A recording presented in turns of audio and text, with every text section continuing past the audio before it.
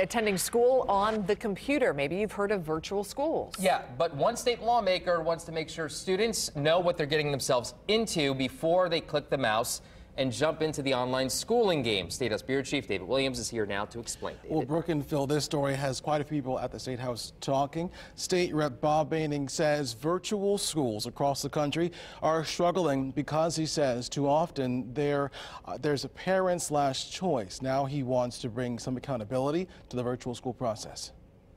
Easy A.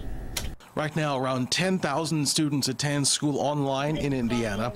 For these virtual programs to work, Republican State Rep Bob Behning argues an adult needs to be involved in the students' online learning. Imagine not having that adult in your education experience, expecting a child to turn on a computer and do their homework. Which is why he created a bill that, if passed, would require school districts to create an orientation for students before they enroll in an online school. The goal is to provide more accountability, more oversight, and then more expectations for the adults to have more engagement in the process. Melissa Brown is executive director of the Indiana Connections Academy. It's a statewide K-12 public charter school with about 4,700 students who attend from home. Representative Behning's bill would allow us as a virtual school to give parents and families, or to give students and families, a little bit more information about what it's like to be in a virtual school before they make the decision to enroll. We ran into Tasha Winneville and her son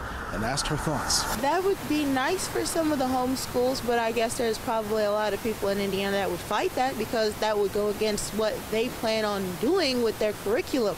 Lawmakers heard the bill today as people testified, mostly in support. Students and families need to be more engaged in an even physical way, not necessarily just on the phone or over the internet. Why can't we have a central set of rules that all vendors, non-for-profit or profit, need to follow?